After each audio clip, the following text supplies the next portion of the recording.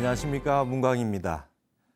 탄어사상 한국학을 말하다 지난 시간까지는 이제 기독교까지 사교 회통의 모든 과정들을 한번 거칠게나마 요약해서 보았습니다. 먼저 탄어 스님은 선사상과 화엄사상 이 두 가지 이 불교의 핵심되는 사상을 바탕으로 해서 유교의 역학사상, 나머지 이제 유교의 학설, 그 다음에 노자와 장자, 기독교까지 어떻게 불교적으로 해석하고 사교를 회통했는지 그 대체적인 내용들을 요약해서 살펴보는 시간을 가져봤습니다. 우리 책에 말이죠. 이 내용들을 제가 전부 요약을 해서 여기다 다 담아 놓았습니다. 349쪽에 보면 사교 회통에 대한 그 모든 그 요약과 탄어 스님이 어떻게 경전을 역경을 했는지에 관한 그 모든 내용이 잘 요약되어 있으니까 한번 살펴보시면 아주 비교해서 보시기에 편하실 줄로 압니다. 오늘부터는 이제 탄어 스님의 이제 미래학 시간입니다. 흔히 탄어 스님은 예언을 하셨다, 뭐 이렇게 많이 알고 계시고, 세상이 이제 조금 더 많은 재난이라든지 기후의 변화, 그 다음에 지진이나 지금 코로나와 같은 이런 세상의 많은 그 격변기에 예상하지 못했던 재난들이 일어나니까 탄어 스님이 다시 부각되는 면이 있는 것 같습니다. 지금부터는 탄어 스님이 미래에 대해서 예견하셨던 부분들, 그 부분들에 대해 가지고 어떻게 보셨는가 하는 것을 학술적으로, 체계적으로, 조직적으로 알아보는 시간을 갖도록 하겠습니다. 탄어 스님이 말씀하신 것의 본령은 사실상 지금부터 나오는 내용이 아니고 그분이 하셨던 그 모든 그 학설과 그다음에 사상, 이 내용은 지금까지 이 앞에 했던 내용들, 사교를 다 회통해서 이 세상의 모든 성현이 오셔가지고 우리에게 어떻게 마음 심자 성품 성자 이 두 글자 어떻게 마음을 닫고 어떻게 마음을 용심을 잘 할 것이냐, 마음을 잘 쓸 것이냐라고 하는 부분에 대한 탄어 스님의 고구정령한 그런 말씀들이 핵심입니다. 그런데 탄어 스님이 흔히 하셨던 말씀이 지금 세상의 인구에 회자되고 많이 아는 내용들은 탄어 스님이 어떻게 미래를 뭐 예언했느냐, 뭐 이런 것들에 관심을 더 가지는 것 같은데, 스님께서는 이런 말씀을 하셨죠.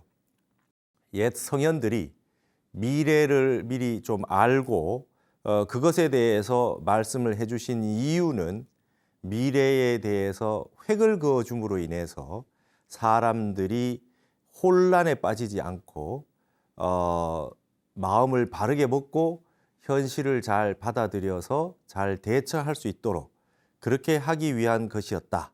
그래서 성현이라고 하면 무릇 세상 살아가는 앞으로의 일에 대해서 미리 좀 알고 대처할 수 있도록 획을 그어주는 역할을 해주어야 된다라고 하셨던 그런 말씀을 하셨습니다. 그런 것으로서의 의미가 있는 것이죠.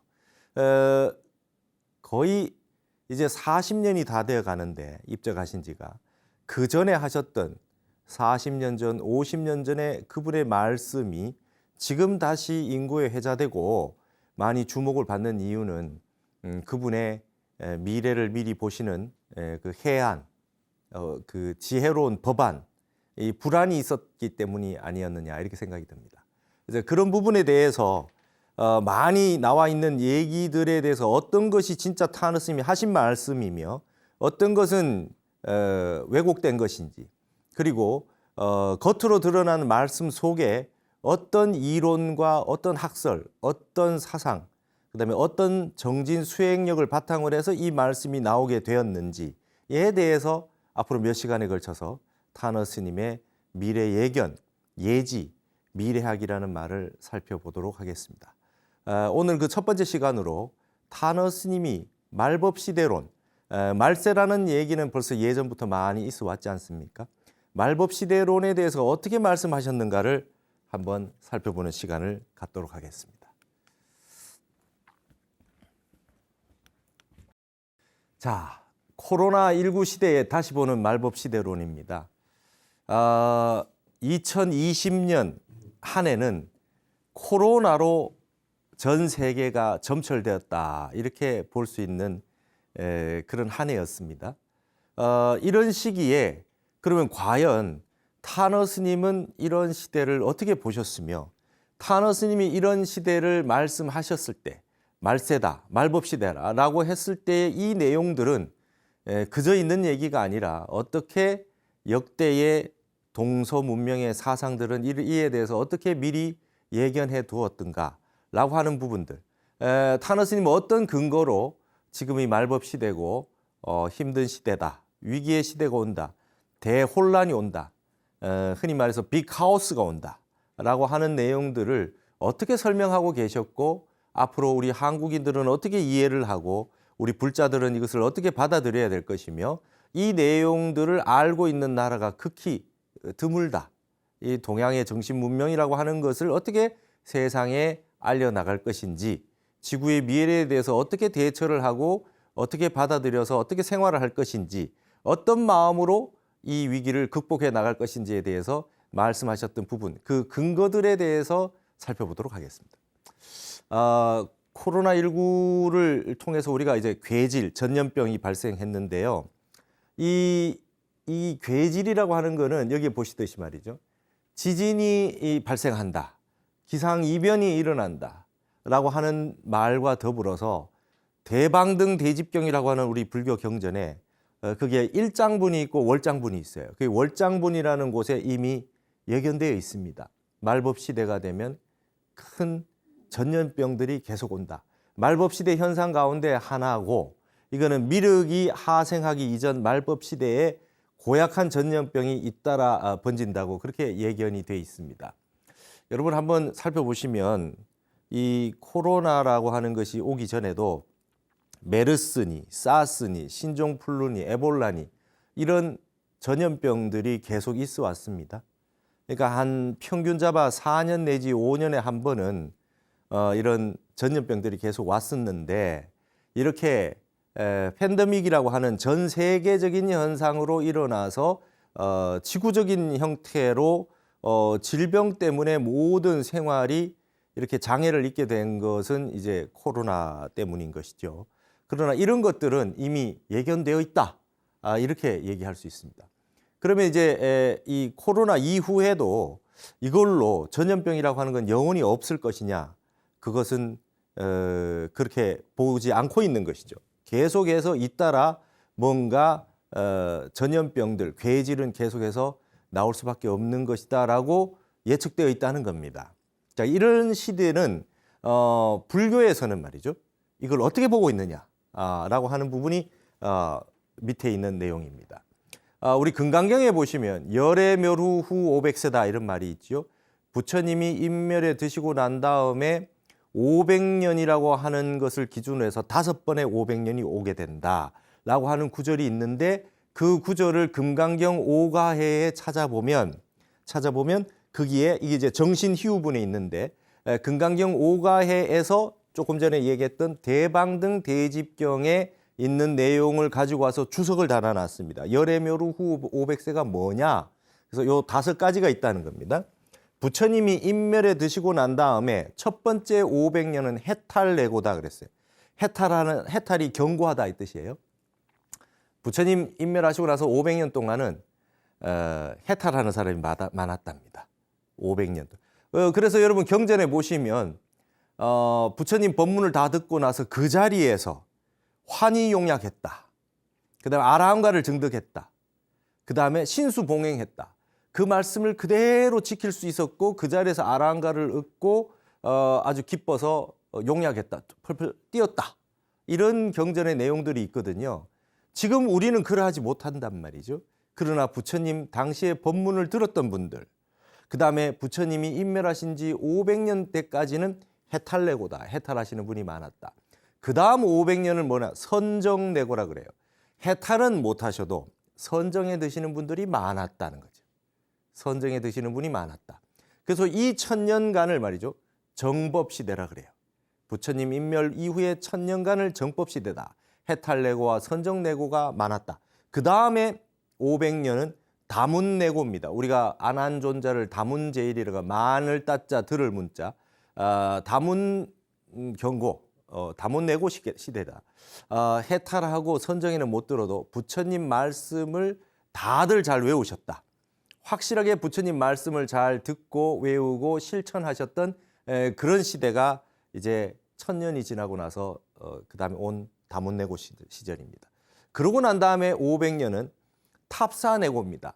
탑사내고는 뭐냐면 해탈이나 선정이나 경전에 대해서 부처님 말씀에 대해서 공부는 잘 못하셔도 신심이 아주 있으셔가지고 탑을 짓고 탑을 세우고 절을 짓고 하는 이런 불사를 아주 여법하게 했다. 나는 공부 잘 못하는 대신에 그냥 부처님 법대로 도량을 잘 가꾸고 불국토를 만드는데 내 최선의 노력을 다하겠다 이런 분들이 많으셨다는 거예요. 여기 이제 다문내고 탑사내고 이 1000년간을 상법시대라 그럽니다. 모양상자 상법시대. 우리가 동상할 때 불상할 때 이때는 이제 부처님 불상을 마련해 놓고 지냈던 시기라 그래서 보통 상법시대라 그래요. 그 다음에 부처님 인멸 이후에 2000년이 지나면 그 다음에 500년 기간을 투쟁내고의 시대라 그래요.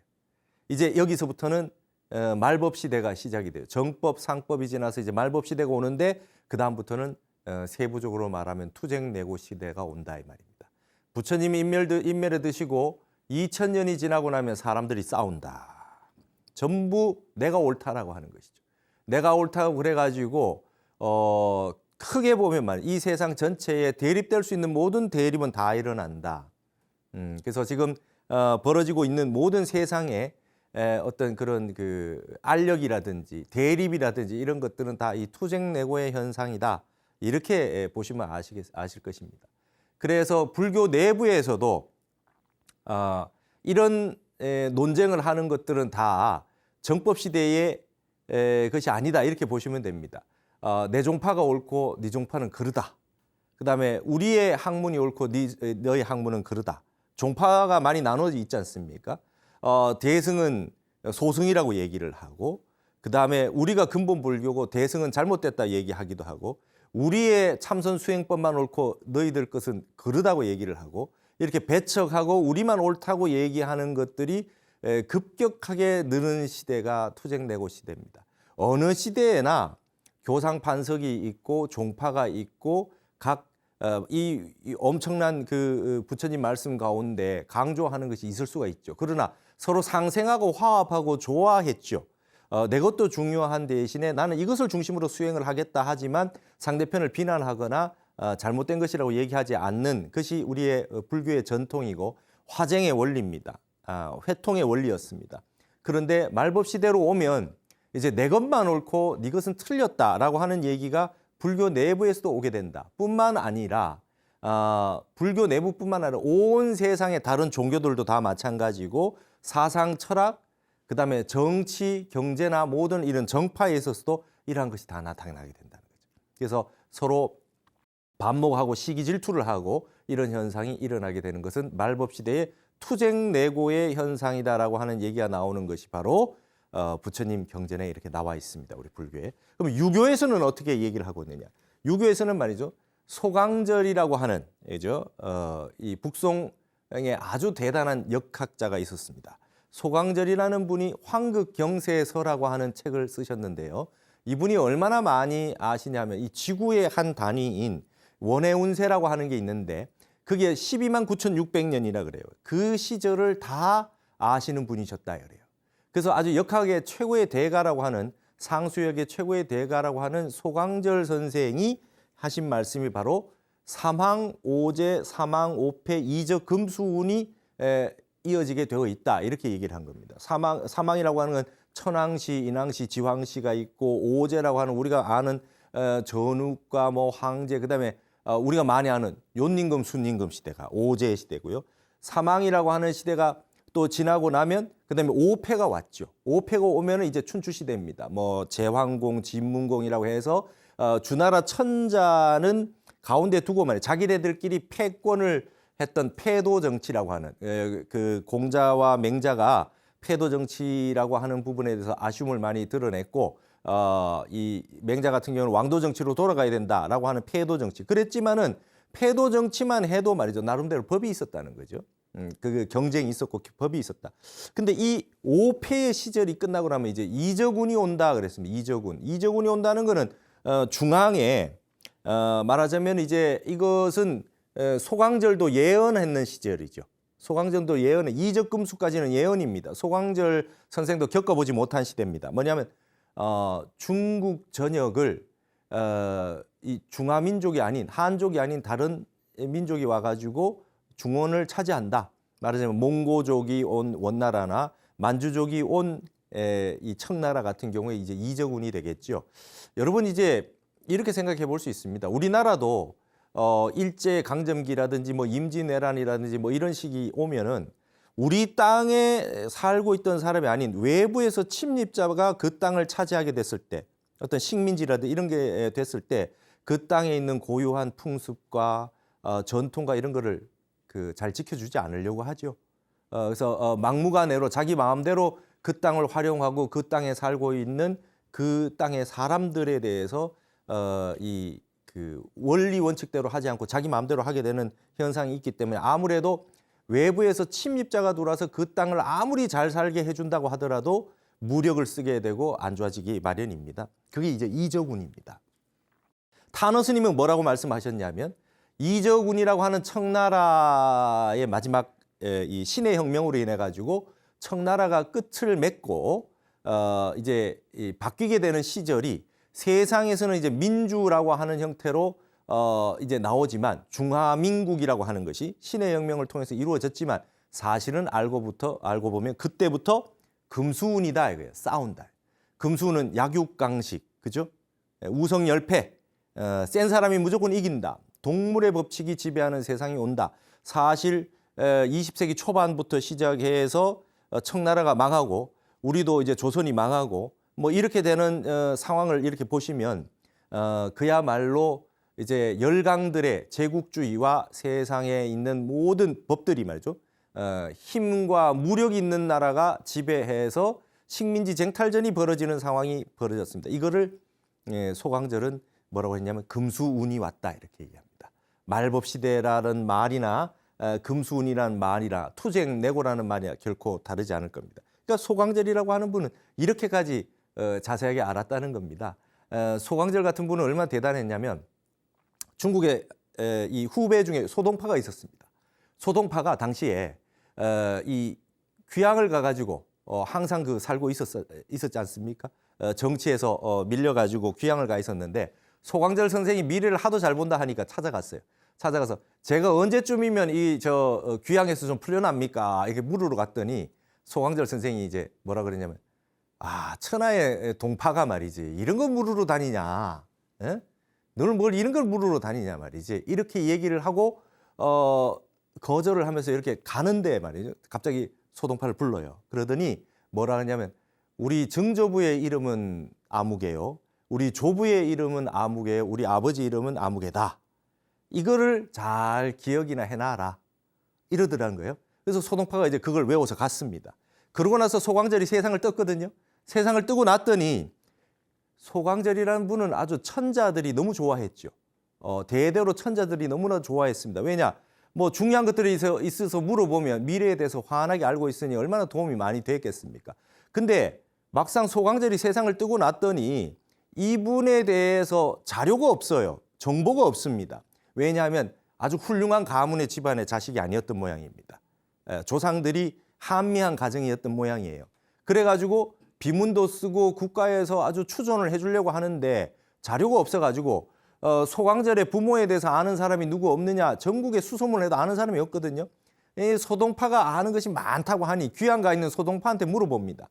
그랬더니 소동파가 증조부, 조부, 그다음에 아버지의 이름을 다 알고 이렇게 탁 얘기를 하는 거 보고 과연 소동파다 이래가지고 귀양에서 풀어줬다는 얘기가 있어요. 탄어 스님 이 법문도 하셨어요. 그럴 정도로 소강절이 그런 것까지 아셨다 이거예요.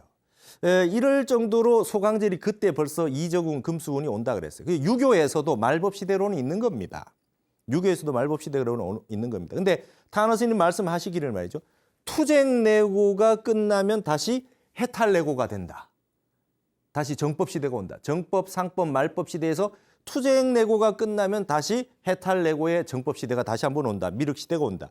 유교에서도 금수운이 끝나고 나면 다시 황운이 온다. 사망의 황운이 온다. 이렇게 말법 시대로만 끝나지 않는다라고 얘기를 하면서 동양의 전통적인 순환론이죠. 원입니다. 직선사관이 아니죠. 끝까지 가서 끝난다 이게 아닌 것입니다. 근데 기독교에는 이제 종말론이 있어요. 마태복음 24장 창세기 이래 창세 이래로 가장 큰 환란이 있을 것이라고 예견되어 있습니다. 그것을 아주 대표적으로 표현해 놓은 건 이제 요한계시록이 되겠죠. 그래서 여기는 종말론이라 그래서 한번 끝이 가면 더 이상 없다는 거예요. 그래서 이 마지막 시절에 종말일 때 예수를 통해서 구원을 받지 않으면 안 된다. 이제 이때 영생에서 천국에 가거나 아니면 영원히 지옥에 떨어진다. 뭐 이렇게 지금 얘기하는 게 기독교 종말론이거든요. 자, 이러한 형태의 어떻게 됐든 말법 시대론이라고 하는 것은 다 있는데 과연 그러면 이 부분들에 대해서 타너 스님은 이 종말론에 대해서 어떻게 말씀을 하셨으며 이 동양에 있는 항상 있는 이런 그 시대의 구분들 이런 거에 대해서 어떻게 설명을 하셨느냐. 여러분 노장에도 있습니다. 노장에도 유교라고 하는 것이 말이죠. 인이예지라고 하는 것이 무위자연이라고 하는 것이 안 됐기 때문에 인이예지가 생겼고 그게 안 되니까 다시 예로 해서 안 되니까 다시 법가라고 하는 형태가 생기고 계속해서 이제 법이 만들어져 나오는 과정들이 말법 시대로 가고 있는 현상이라고 하는 것도 이제 노장에서도 분명히 얘기하고 있는 것이죠. 자, 이제 불교에서는 그러면 어떤 형태가 나오느냐?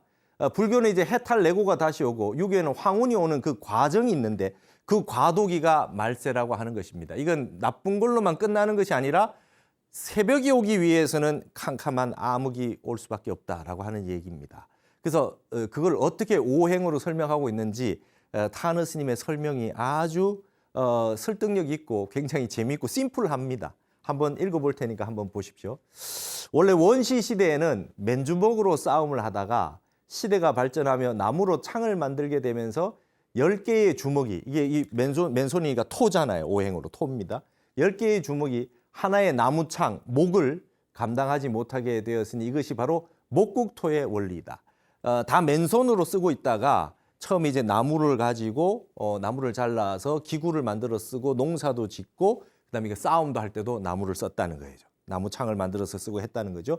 그 후 쇠붙이로 창을 만들기 시작하니 10개의 나무 창이 하나의 쇠창, 금을 감당하지 못하게 되었으니 금극목의 원리다. 우리가 역사 시간에 배웠듯이 이제 뭐 청동기니 철기니 하는 것들이 이제 개발이 되기 시작하면서 농기구도 발전을 했지만 싸움에서도 이제 쇠를 사용하기 시작했습니다. 이제 금극목의 시대가 왔다라고 하는 것이죠. 이제 나무를 쇠가 이겼다는 거죠. 그 후에는 이제 더 쇠를 발전시켜서 총을 만들어서 그게 화약을 담게 됐습니다.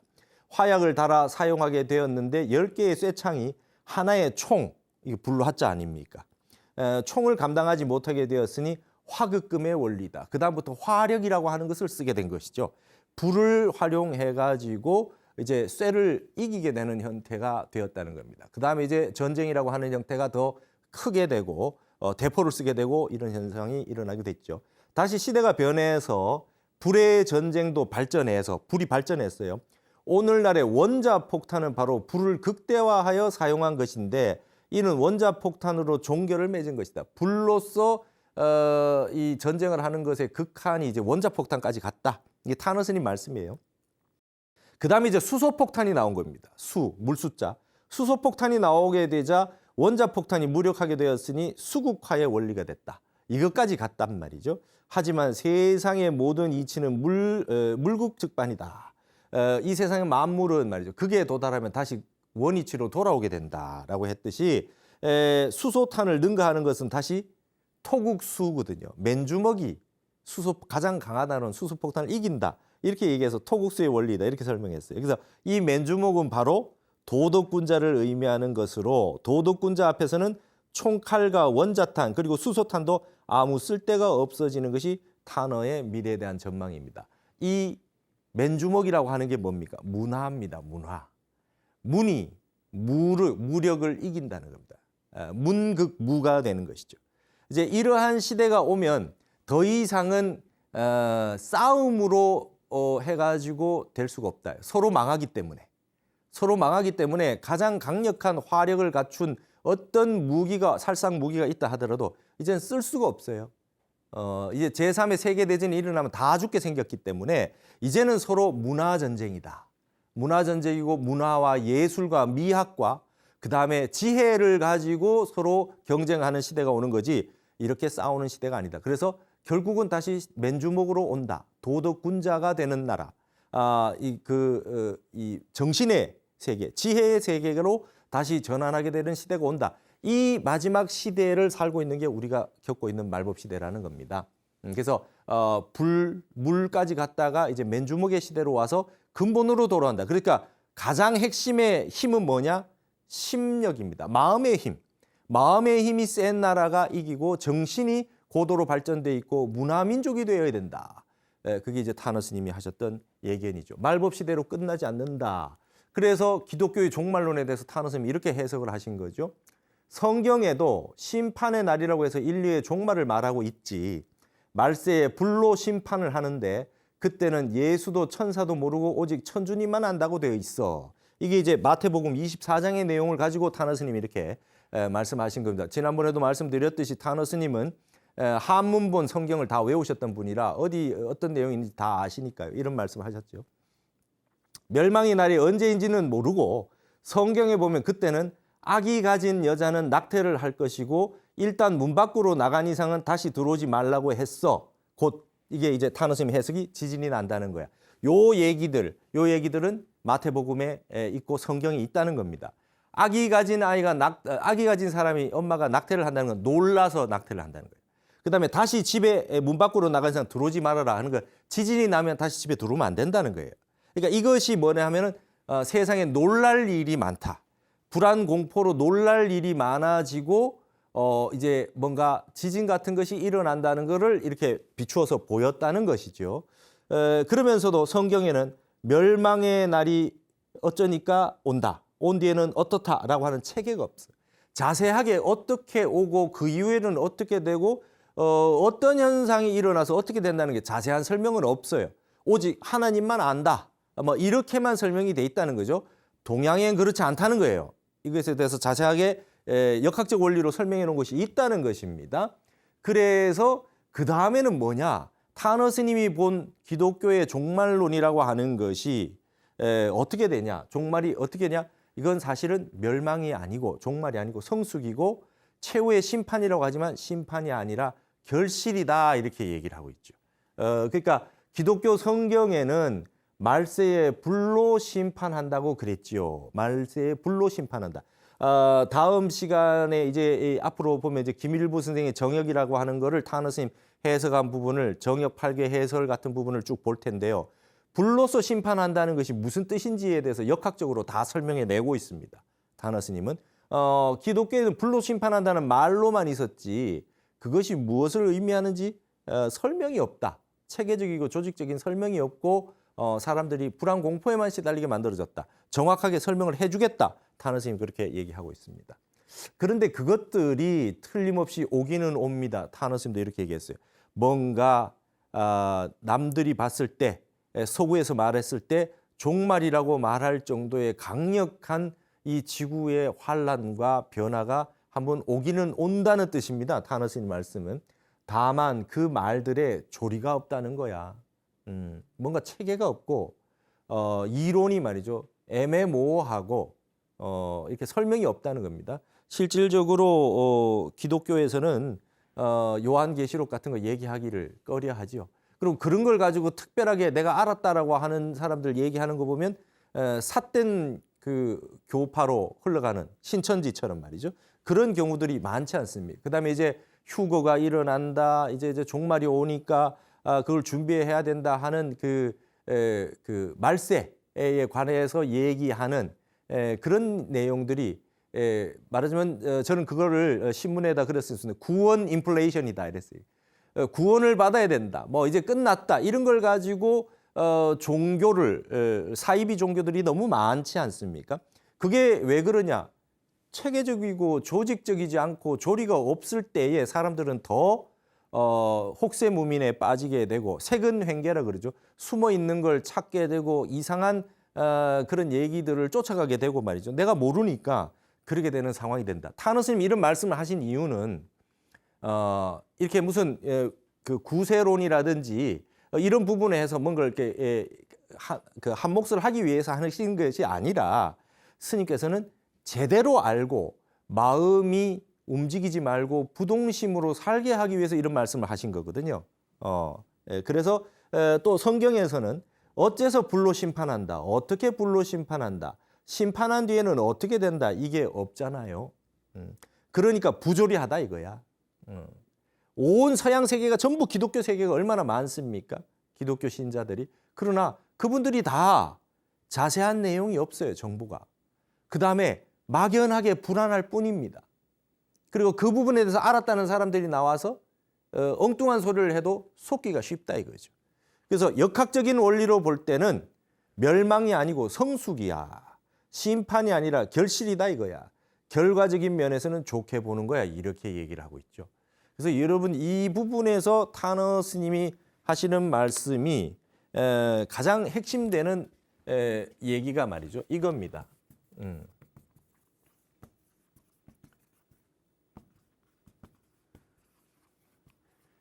이 시기가 하추교역기라는 거죠.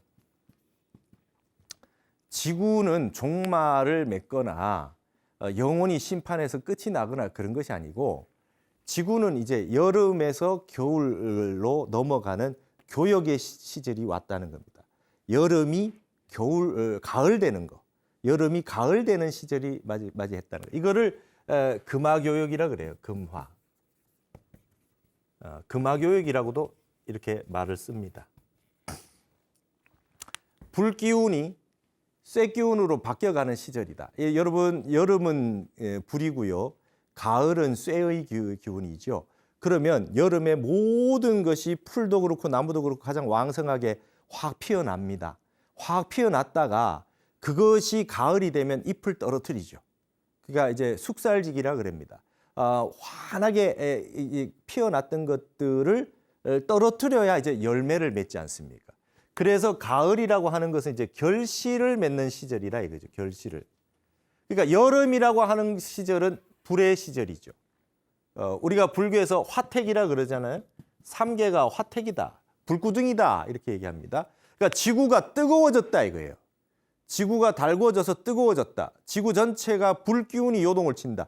불기운이 요동을 치면 어떻게 됩니까? 사람들이 전부 욕망의 노예가 된다. 그러니까 욕망이라고 하는 아주 이름의 전차.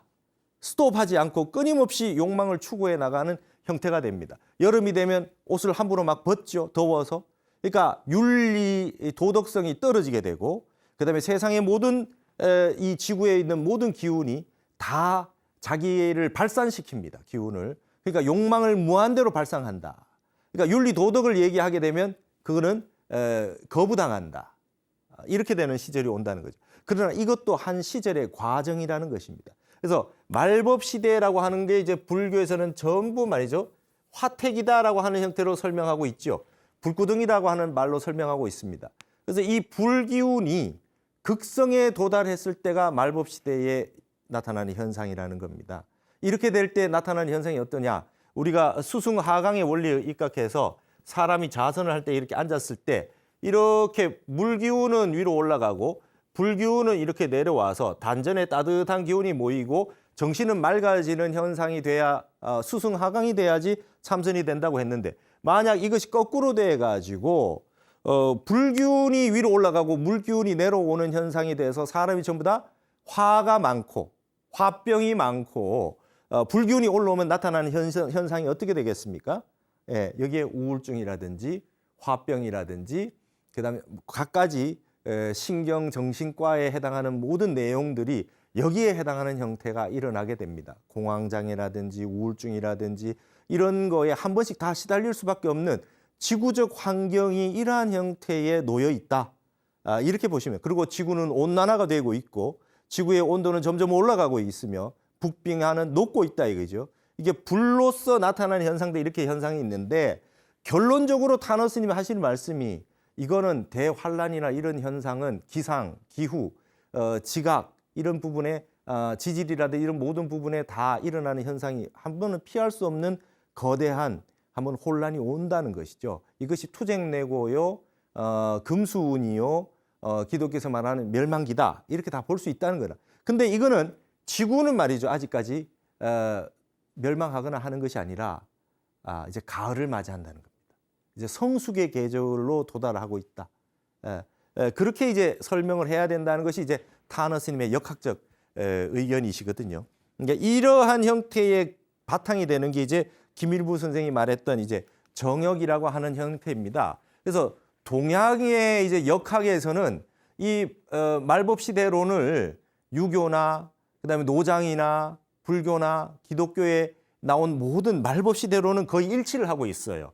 그런데 이것을 타너 스님은 벌써 40년, 50년 전에 말법시대론에 대해서 해석해 놓은 탁월한 해석학이 있다 이 말이죠. 그걸 한번 살펴보시자는 거죠. 역학에서는 왜 성숙기로 보느냐? 왜 성숙기로 보느냐? 지구라고 하는 것은 여자와 같은 것이거든. 여러분 땅이라고 하는 건 음으로 봅니다. 그렇죠? 하늘에 있는 빈 공간과 태양이라고 하는 걸 양으로 보면 땅이라고 하는 건 음으로 봅니다. 그래서 땅의 원리는 말이죠. 음의 원리로 보는 것이죠.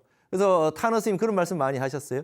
음과 양이 있다라고 했을 때 남자와 여자가 있다라고 했을 때 잘 한번 살펴보라 이거예요. 양이라고 하는 것은 가진 게 없대요. 여러분 양은 가진 게 없답니다. 좋은 거는 다 땅이 가지고 있대요. 소유는 다 땅이 한다.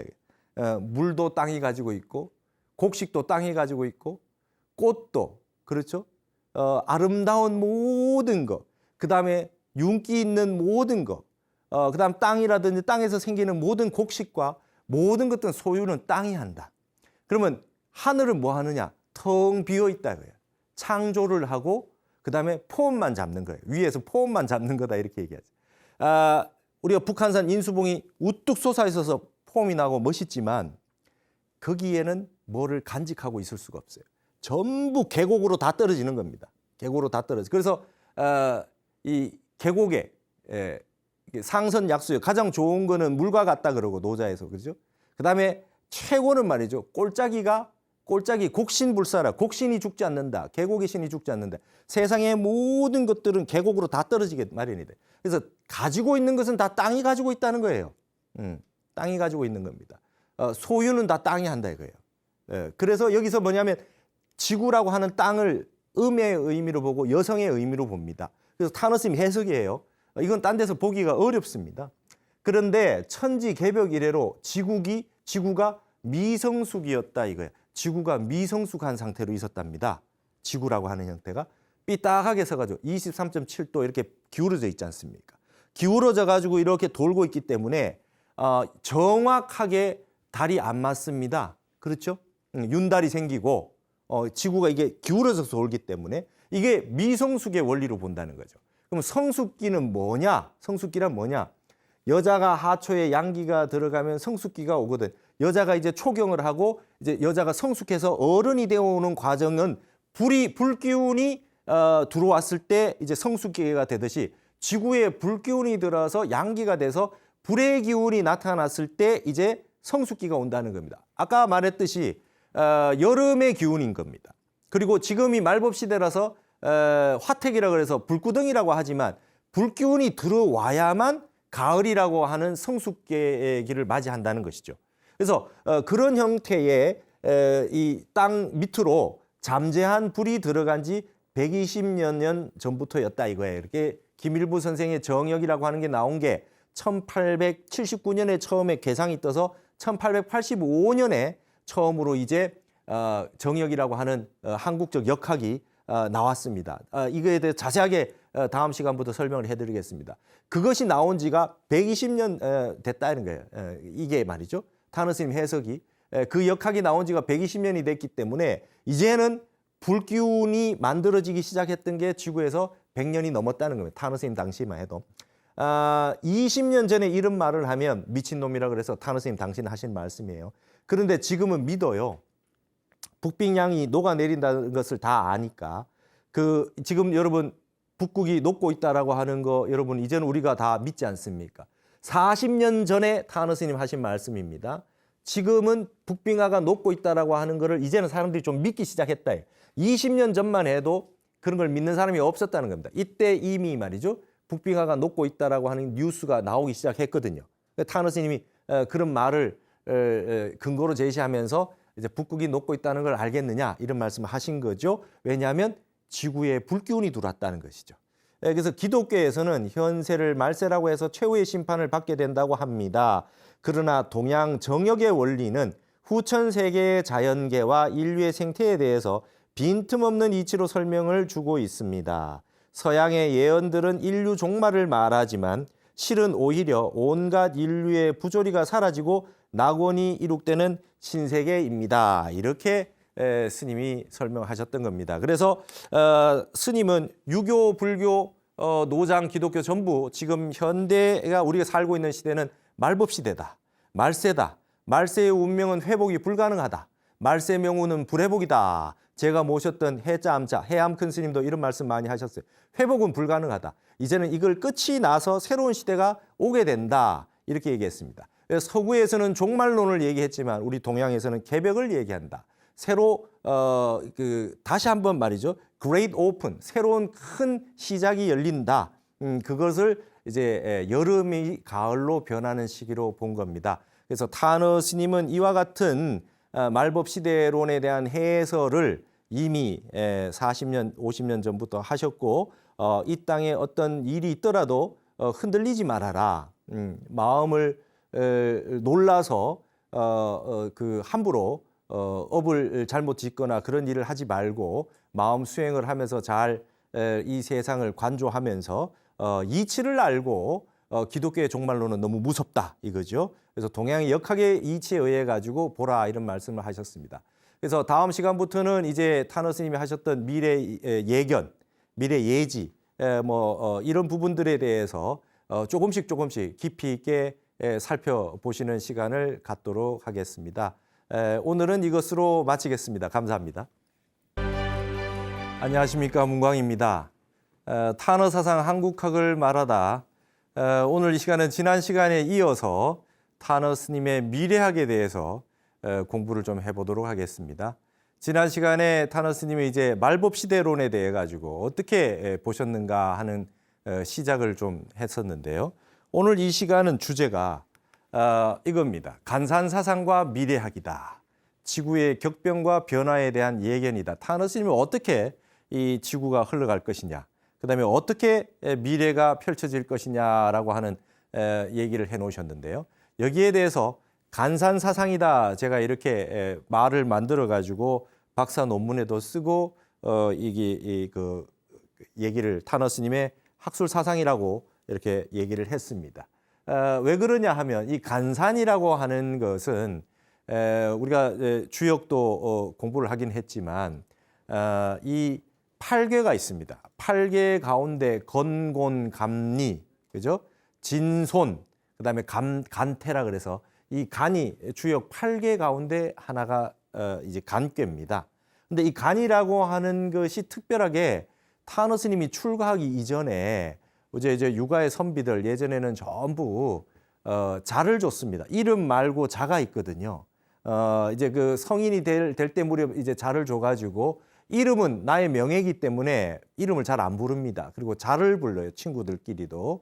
그래서 출가하시기 전에 스님의 자가 간산이었습니다. 근데 희한하게 말이죠. 이 간산이라고 하는 것은 우리나라를 간방이라 그러거든요. 우리가 역학에서 간방이라고 하는 건 동북방을 의미합니다. 우리 한국 땅을 간방이라 그래요. 그래서 간산이라는 뜻은 한국이라는 뜻이 담겨 있는 그런 그 의미가 있어요. 그래서 타너 스님의 지난번에 말씀드렸지 타너 스님의 부친께서 율제 선생이 아주 그 보천교의 이인자로서 많은 우리의 그 보시금들을 그 상해 임시정부에 김구 선생에게 보내줘서 우리나라의 모든 그 독립운동하는 데에 많은 지원을 했고 민족 정신이 투철하셨다. 그다음에 감옥에 갇혀 있을 때 타너 스님은 10대 때 이미 부친의 옥살이를 하셨다. 그러면서 아버지가 지어주셨던 이 자가 간산이었습니다. 이 자체가 그냥 한국이라는 뜻이에요. 그래서 저는 이제 이 간산 사상은 특별히 타너 스님 특유의 민족 불교 사상을 이렇게 간산 사상이라고 칭했습니다. 그리고 나중에도 이제 아시게 되겠지만은 스님께서 출가하셨던 오대산을 우리나라의 감방이라 그래요. 그래서 삼국유사에 보면 이 자장율사께서 중국 가서 오대산에서 문수보살님을 칭견했을 때 그 노인으로서 그 응신으로 나왔던 그 문수보살이 하시는 말씀이 너희 나라에 가면 감방에 아주 좋은 땅이 있으니 거기에 가서 이 사리를 모셔라라고 하는 얘기가 삼국유사에 나옵니다. 우리나라의 감방이 곧 오대산이 되겠죠. 근데 타너 스님이 나중에 출가를 오대산으로 하셨지만 계룡산에 자광사라고 창건을 하게 됩니다. 우리나라에는 말이죠. 계룡산을 또 간산이라 그래요. 한국을 대표하는 중심이 되는 산이다 그래가지고 계룡산을 간산이라고 하기도 합니다. 그래서 여러분 제가 이 타너 스님의 미래학과 간산 사상을 다 강의를 하고 나면 한번 계룡산을 한번 답사를 가서 여러분에게 다 화면으로 보여드리고자 합니다. 아마 초파일에 특집으로 아마 나가게 될 것으로 예측이 되는데요.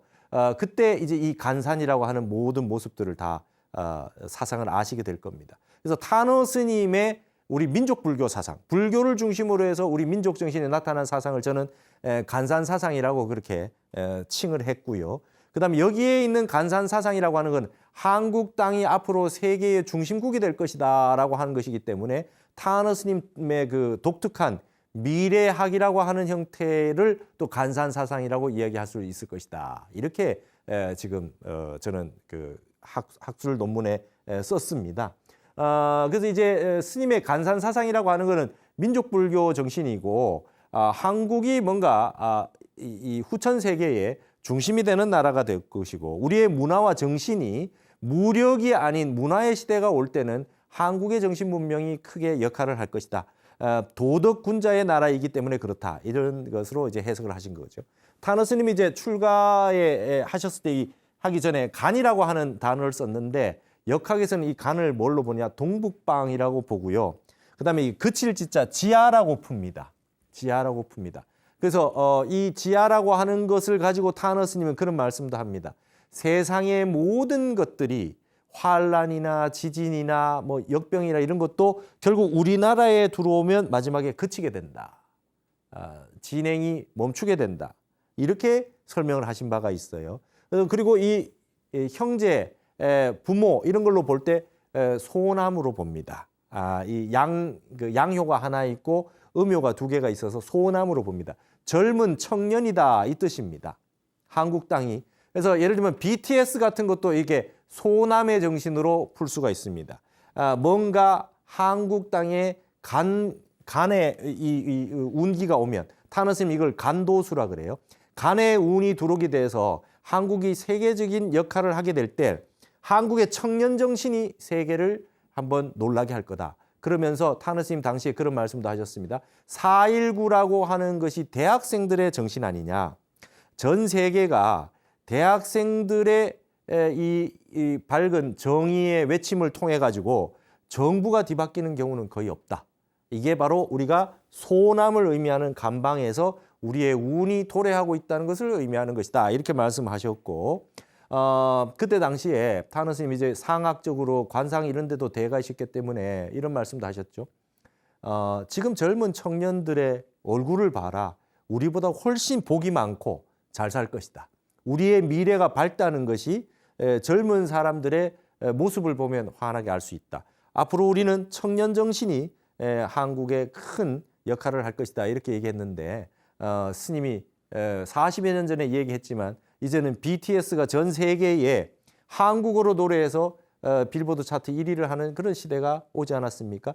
우리의 청년들, 우리 젊은이들이 세계에 나가서 세계 1위를 하는 부분들이 많아졌습니다. 골프라든지 뭐 양궁이라든지 문화예술이라든지 모든 분야에 있어서 한국의 우리 젊은이들이 빛을 발하고 있는 것은 우리 간방에 운이 도래했다. 타너 스님은 이걸 미리 예측하셨던 거죠. 그래서 우리는 그친다라고 하는 거는 뭐 도덕으로 푼다 이거죠. 우리나라는 도덕 군자의 나라다.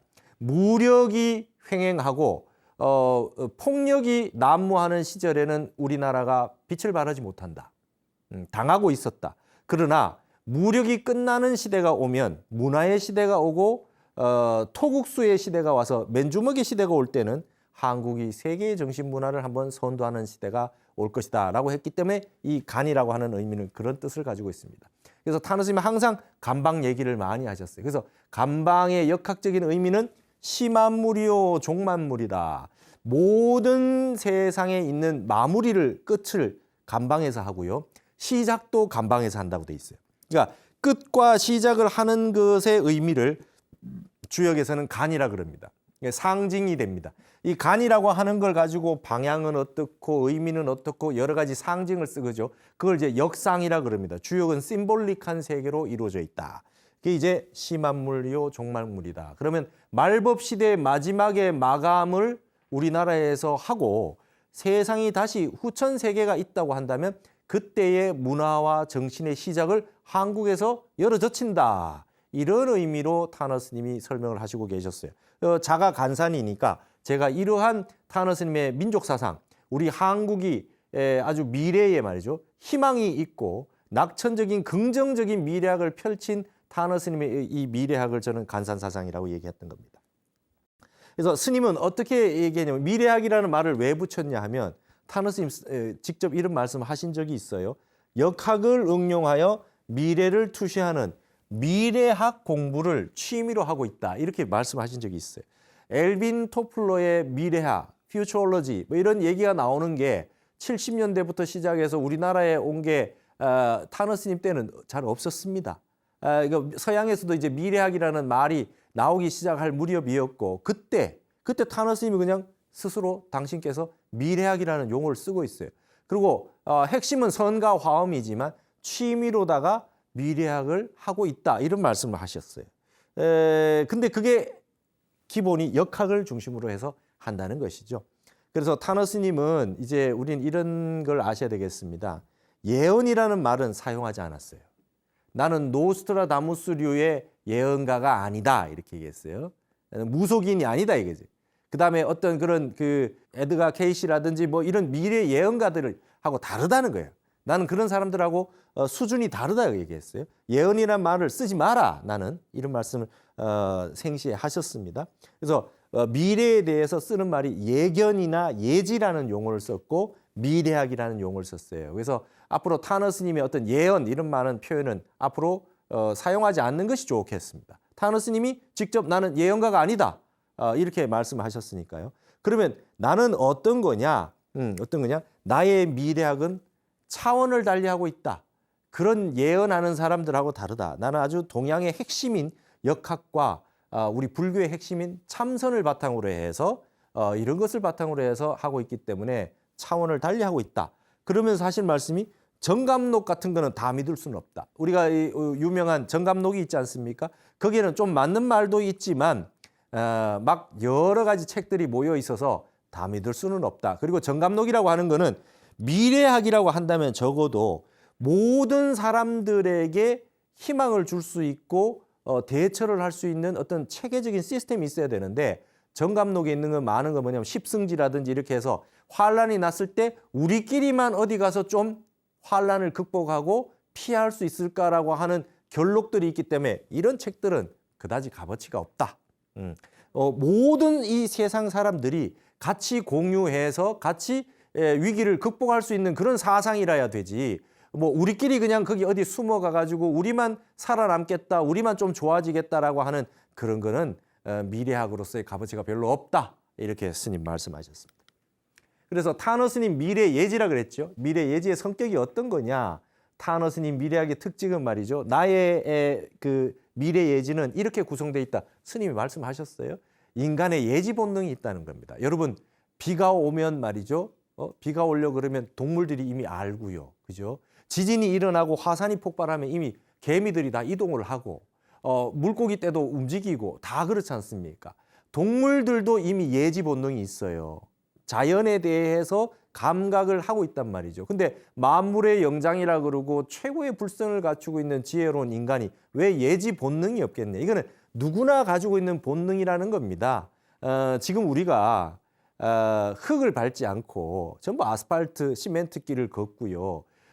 집이라고 하는 것이 여름에는 에어컨 틀고 겨울에는 보일러 떼고 해가지고 바깥에 바람도 느끼지도 못하고 태양 기운도 느끼지도 못하고 흙길도 밟지도 못하고 이래서 콘크리트 벽 속에 들어앉아가지고 자연에 대해서 감각하는 그런 이 예지 본능이라고 하는 게 극도로 떨어져 있죠.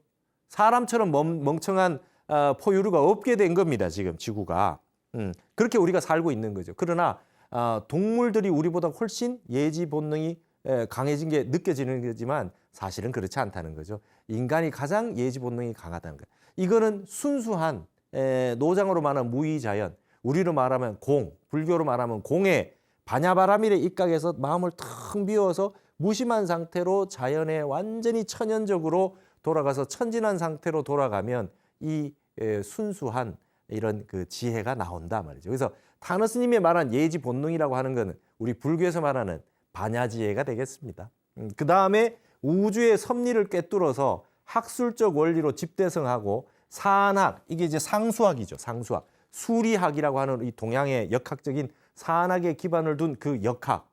이걸 나는 아주 깊이 평생을 연구했다 이런 말씀하셨고, 그 다음에 깊은 선정을 통한 나름대로 숙명통, 이게 화엄경에 보면 십통품이 있어요. 그 속에 이제 미래를 예지할 수 있는 숙명통이 있다라고 나오잖아요. 그건 이제 선정에 들어가면 거울과 같이 맑고 깨끗하게 됐을 때 산이 오면 산이 비치고 물이 오면 물이 비칩니다. 식이 맑아져서 생겨나는, 공부를 하면 누구나 다 그런 맑은 상태에 와서 이렇게 되는 그 신통이라고 하는 형태가 있는데 누구나 다 경험할 수 있는 부분들이 있지 않습니까? 그래서 스님은 불교에서 말하는 선정, 그다음에 유교에서 말하는 역학의 그 상수 역학의 체계, 그다음에 인간의 본연적으로 가지고 있는 순수한 천진한 상태에서 느낄 수 있는 예지 본능, 이런 것들을 종합해서 나는 미래학을 한다. 그래서 나는 단순한 예언하고 그렇게 얘기할 수는 없다. 왜냐하면 역학이라든지 불교의 선정이라고 이런 부분들이 이제 더 깊이 있기 때문에 그렇게 말씀하셨어요. 그래서 스님이 이렇게 말씀하셨습니다. 지와 술, 지와 술의 경지를 넘어선 각과 도의 견지에서 미래를 투사한 거다.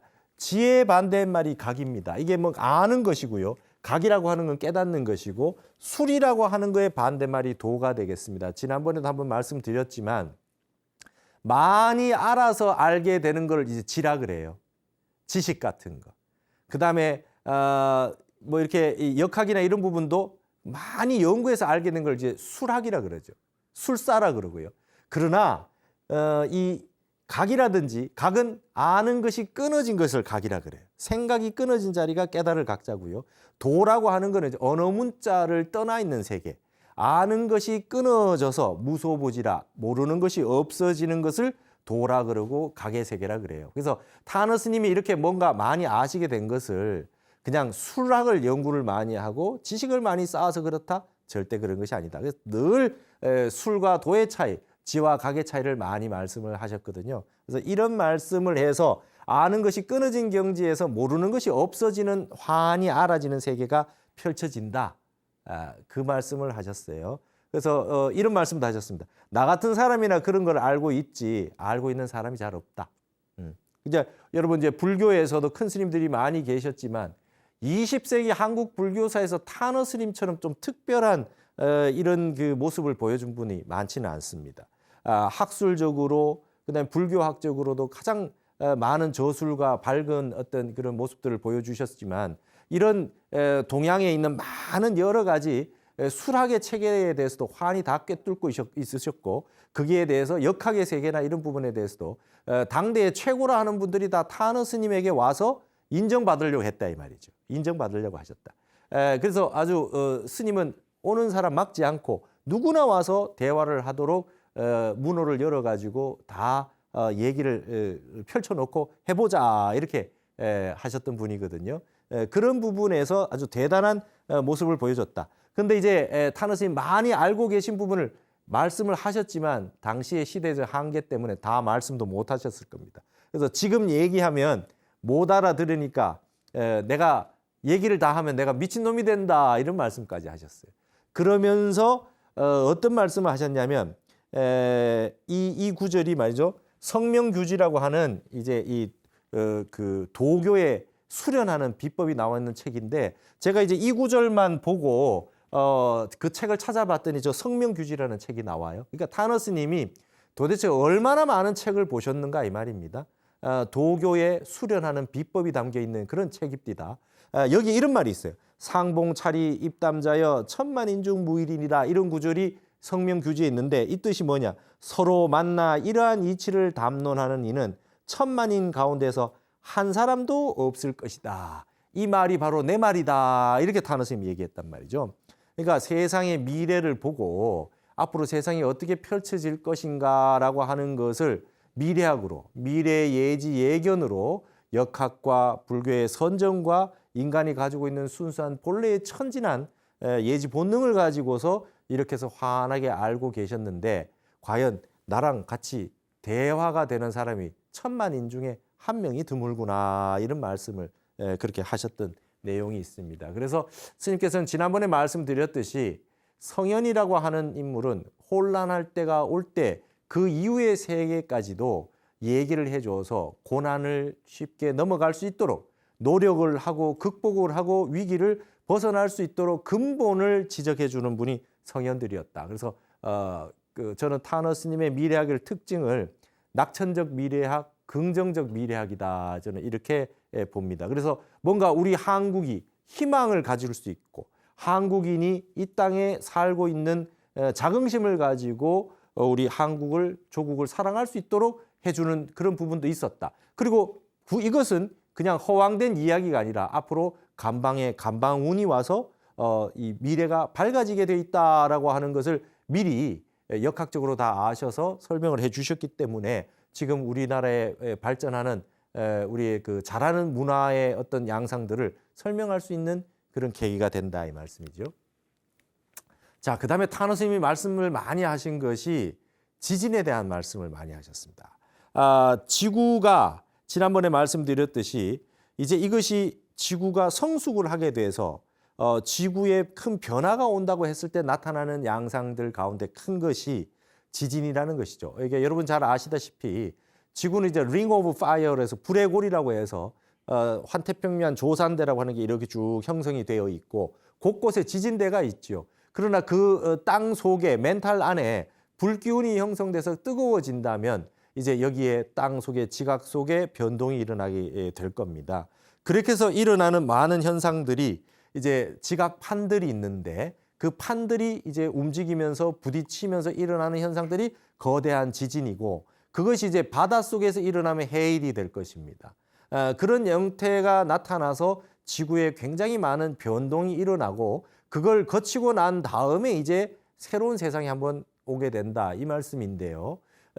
거기에서 다가올 지구촌의 대격변과 변화에 대해서 타너 스님 적극적으로 의견을 피력했어요. 그래서 제가 이거를 박사 논문을 쓰면서 이건 학술적인 논문인데 이 부분들을 미래학 부분이나 지진 예견 이런 부분을 논문을 쓸 것이냐 말 것이냐 아니면 어떻게 해야 되느냐 저도 굉장히 고민이 많았죠. 제가 최초로 박사 논문을 쓰니까.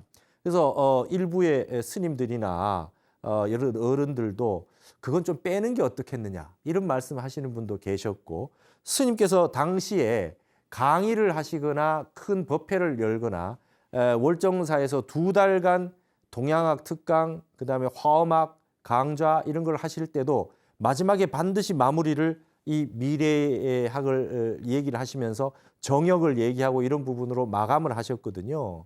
그래서 마지막에 꼭 이 말씀을 하셨단 말이죠. 그래서 제가 연구자의 입장으로서 이것을 쓰지 않을 수 없었습니다. 그러면 그러려면 저도 이 내용들을 납득이 가야 되고 스님이 아시는 만큼 알지 않으면 이걸 말하기도 힘들고 왜곡하게 되지 않습니까? 그래서 제가 타너 스님 말씀하셨던 그런 내용들을 김일부 선생의 정의학 같은 걸 거의 10년 가까이 독학을 하고 나와 있는 책들을 다 보면서 공부를 했어요. 그리고 타너 스님은 타너 스님의 예견이 정역의 어떤 부분을 가지고서 예견을 하셨는지 어떤 걸 가지고 이렇게 설명을 했는지 이런 부분들을 이제 다 찾아서 제가 완벽하게 납득이 되지 않으면 쓰지 않기로 하고 그렇게 해서 이제 연구를 했죠. 그래서 그 결과로 뭔가 이제 타너 스님 말씀하실 때 조금 전에 보셨듯이 내가 지금 얘기할 수 있는 걸 다 얘기를 할 수가 없다. 누구와 같이 더불어 얘기를 하겠느냐 했는데 지금 이제 거의 40년이 흘렀기 때문에 이제는 타너 스님의 뜻이 어떠했다라고 하는 것을 학술적으로 체계적으로 설명할 필요는 있는 세상이 됐다. 제 판단이 그러하기 때문에 이렇게 제 나름대로 이해를 하고 그다음에 분석을 하고 해석을 한 부분을 이렇게 말씀을 드리고 있는 것입니다. 타너 스님 특히 지진에 대한 말씀을 굉장히 많이 하셨는데 지금 우리가 지금 이 앞에 있었던 2000년대 이후에 있었던 큰 지진만 해도 이렇게 보십시오. 2004년에 서남아시아에 대규모 지진 해일이 일어나서 이때 이제 쓰나미라는 말이 생겨나기 시작했고요. 2008년에 중국의 사천성의 지진이 일어났습니다. 여러분 중국도 이 불레골이라고 하는 게 이렇게 환태평양 조산대만 있는 것이 아니라 중국 대륙으로도 지진대가 다 형성돼 있지요.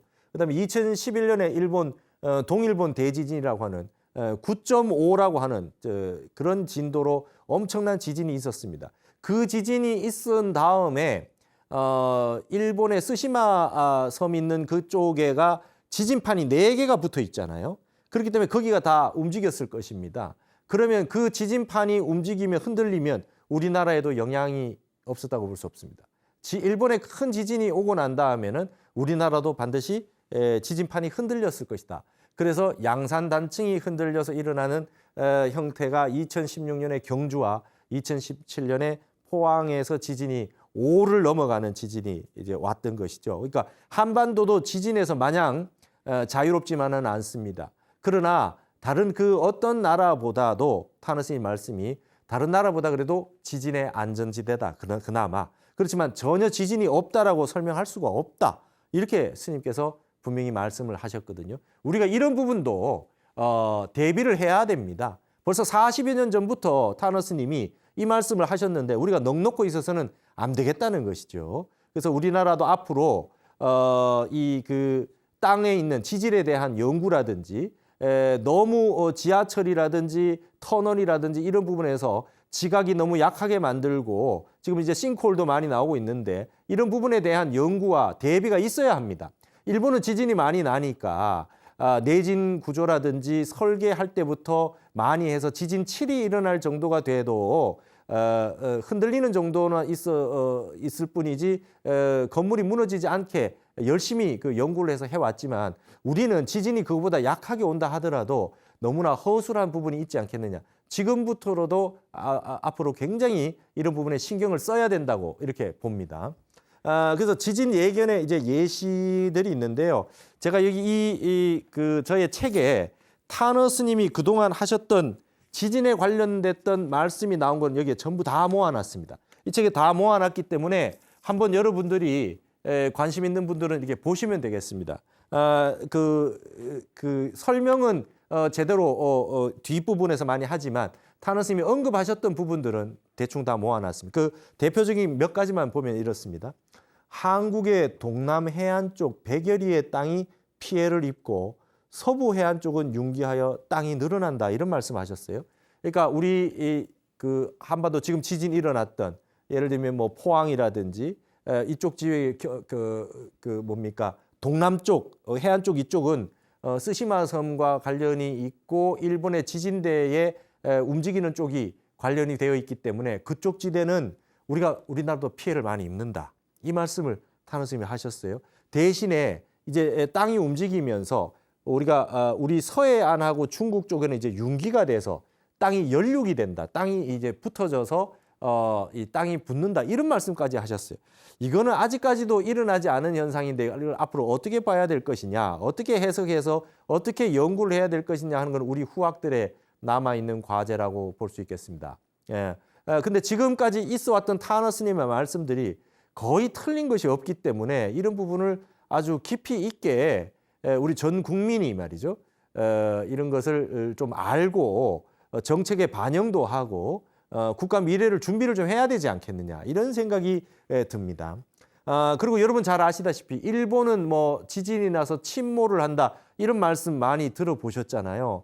그 말씀이 이제 타너 스님 말씀에 나오는 내용이죠. 일본은 우리는 감방이면 일본은 손방입니다.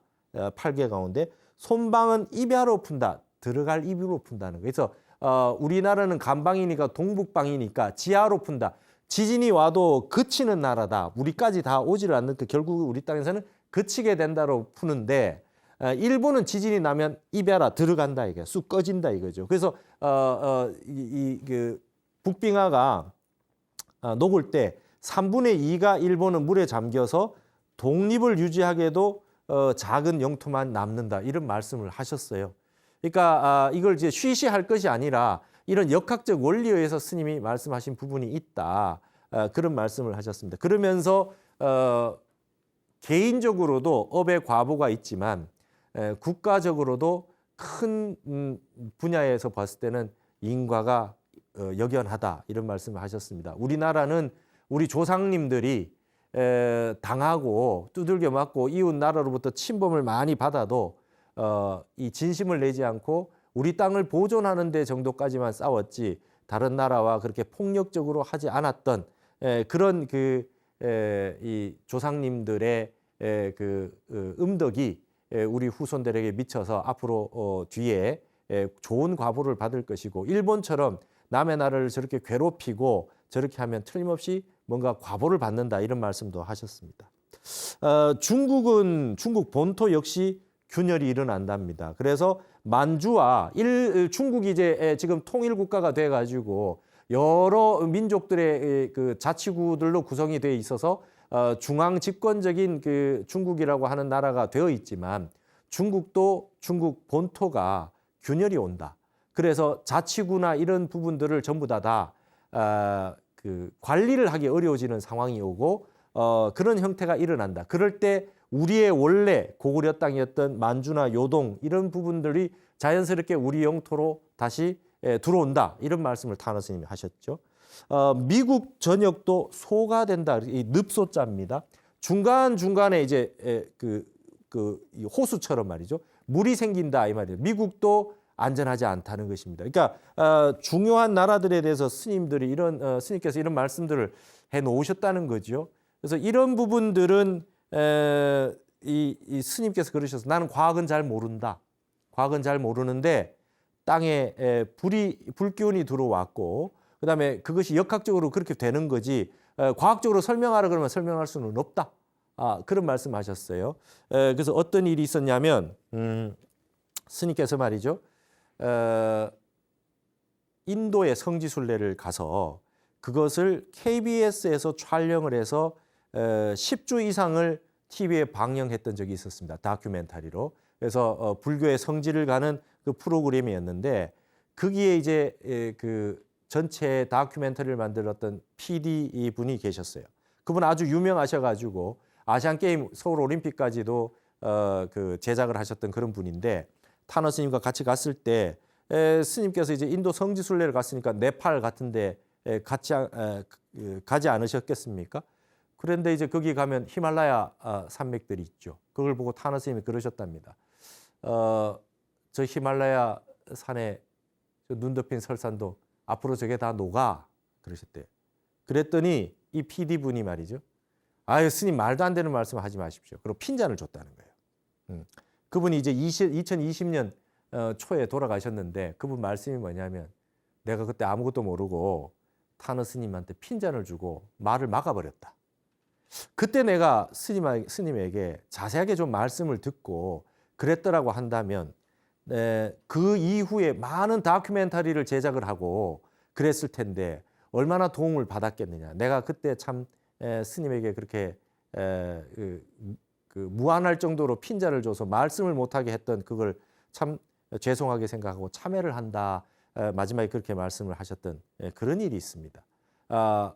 그럴 정도로 스님이 말씀하신 거에 대해 가지고 많은 사람들을 믿지 못하고 그랬던 시절이 있었는데 이런 부분들도 지금도 아직까지도 이루어지지 않은 이 얘기를 듣고도 황당무계하게 생각하는 사람이 많은 사람이 있지 않습니까? 그러나 어떤 부분들은 벌써 많이 현실이 되어 있는 부분들도 많이 있거든요. 그래서 이런 부분들을 앞으로 제가 이제 타너 스님이 연구를 했지만 이런 부분도 우리가 불교학 뭐 학문 이런 세계뿐만 아니라 광범위하게 우리나라의 이 선각자로서 타너 스님이 이런 부분도 말씀해 놨기 때문에 뭔가 우리 국가적으로 좀 연구를 해서 준비를 해야 되는 부분이 있지 않겠나 이런 생각이 듭니다. 그래서 타너 스님 말씀이 이랬습니다. 비극적인 인류의 운명이 기다리고 있다. 앞으로 뭔가 대환란이 한번 올 것 같다. 타너 스님 말씀하셨고 전 세계 인구의 6할 내지 8할이 피해를 본다. 무서운 얘기입니다. 무서운 얘기예요. 엄청난 많은 환란이 있다라고 하는 것을 예측할 수 있다는 것입니다. 이 중 많은 사람들은 놀라서 세상을 뜨게 된다. 놀라지 말라는 것이 가장 큰 교훈이다. 이거예요. 여러분 지금 우리가 코로나가 있고 그 다음에 지진이 경주 포항에도 있었습니다. 여러분 한번 생각을 해보십시오. 경주 포항에서 지진을 겪으신 분들은 여진이 올 때 수백 차례 2.5, 뭐 3 이런 식으로 여진이 수백 차례 옵니다. 그 이후에 본진이 있고 난 다음에. 그랬을 때 우리는 뉴스를 보면서 여진이 왔구나 이러고 말지만 바로 그 땅에 사시는 분들은 여진이 올 때마다 깜짝깜짝 놀라게 되죠. 이게 본래 있었던 그 큰 지진과 같은 것은 아닌지 아니면 더 큰 지진은 아닌지 올 때마다 놀랄 겁니다. 아니 이건 여진이야 이렇게 생각할 수가 없죠. 올 때마다 놀랄 겁니다. 그래서 이게 무서운 겁니다. 여러분 우리 코로나를 겪으면서도 그랬죠.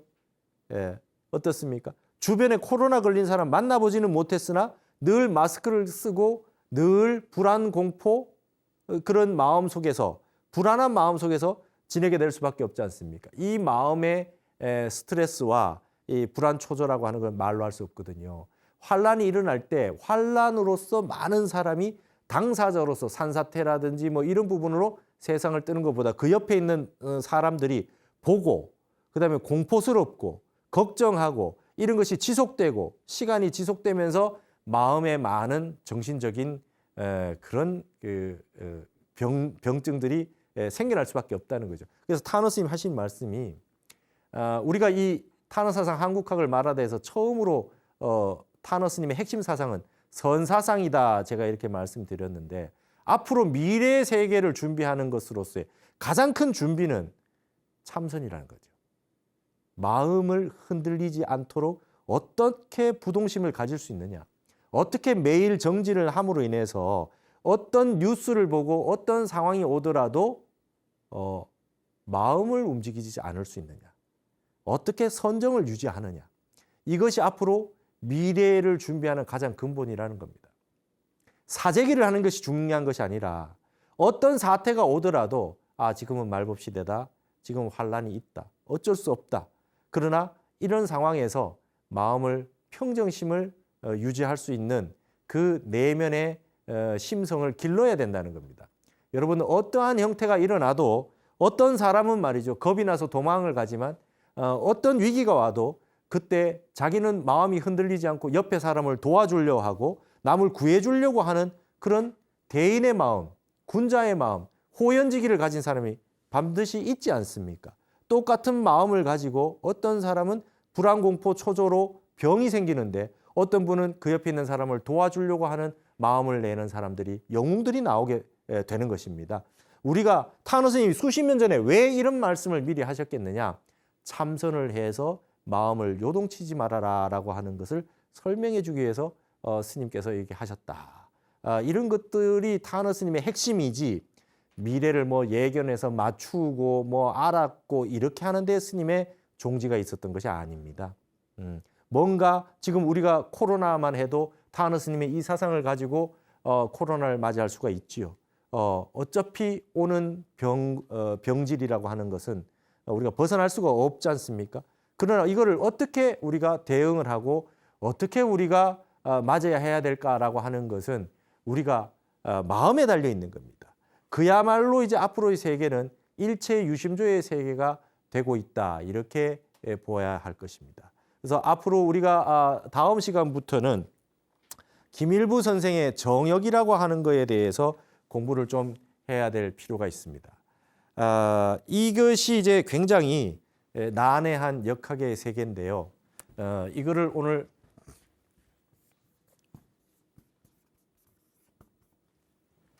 시작을 좀 하겠습니다. 이 역이라고 하는 것이 정역인데요. 정역은 다른 말로 윤역의 반대말입니다. 지금 우리가 겪고 있는 이 세계는 말이죠. 윤달이 있는 윤역입니다.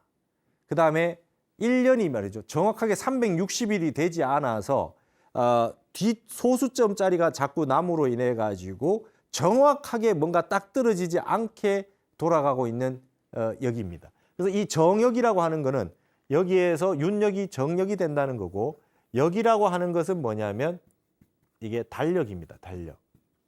달력이 새로 만들어진다라고 하는 겁니다. 1년이 정확하게 360일이 된다는 그런 개념으로 나오는 것이 김일부 선생의 정역입니다. 그래서 이 김일부 선생은 호가 일부고요. 이름이 김항이라고 하는 분입니다. 일부 김항입니다. 항상 할 때 항자. 이것도 주역에 괴에 항께가 있죠. 그래서 김일부 선생이 어디서? 계룡산 지역에서 태어나셨던 분. 김일부 선생이 나온 분이 연산, 충남 연산 지역에서 태어나신 분이거든요. 이분이 연산이라고 하는 게 뭡니까? 연산이 간괴입니다. 주역에서 간괴예요. 간괴입니다. 이렇게 생긴 겁니다. 위에 그렇죠. 이게 간이 의미하는 게 산이거든요. 여기 위에 산이 하나 있고 산이 하나 있어서 산이 두 개 이어졌다 해서 연산입니다. 그래서 연산이라는 충청남도의 일부 김항이라는 분이 태어났는데, 이분이 간괴라고 하는 이 연산역에 해당하는 계룡산에서 태어나셔가지고 이분이 정역이라고 하는 것을 만들었다는 것이죠. 근데 이거는 그러면 어떤 거냐? 충남 연산의 출생으로서 지금은 논산군 양촌면입니다. 저는 여기에 다 답사를 다 다녀왔어요. 실학자 이서구의 제자인 연담 이윤규 선생을 스승으로 모시고 역학 연구에 몰입해서 20여 년간 일심정진 끝에 1885년에 정역이라고 하는 책을 완성했어요. 1879년에 말이죠. 여기에 보시면 수련을 하던 중에 수년간 1879년부터 하늘에 8개의 괴상이 이렇게 떠돌아 다니는 거죠. 기존에 보지 못했던 8개의 괴상이 허공 중에 떠도는 것을 보고서 이 그림을 놓고 연구를 하시다가 정역의 이치를 발견해서 이것이 정역이라는 이름도 만들고 이게 돼서 글도 쓰신 겁니다.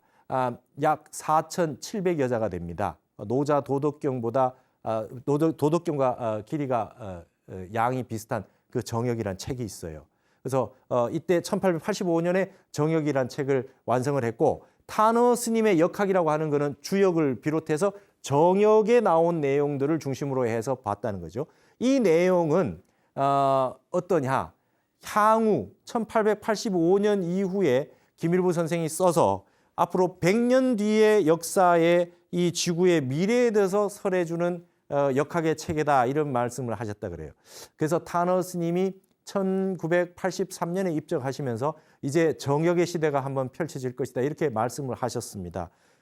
그래서 이 정역과 관련되어서 다음 시간에 좀 더 자세하게 풀이를 해드리도록 하겠습니다. 탄어 스님은 정역을 어떻게 해석을 하셨으며 이걸 가지고 앞으로 지구의 미래에 대해서 어떻게 설명을 하셨는가에 대해서 탄어 스님의 정역 해설에 대해서 제가 설명을 드리고, 제가 그동안 독학을 해서 정역을 공부를 해서 탄어 스님이 이런 말씀은 정역의 이 구절에서 도출되었구나, 이런 부분들도 설명을 해 드리고자 합니다.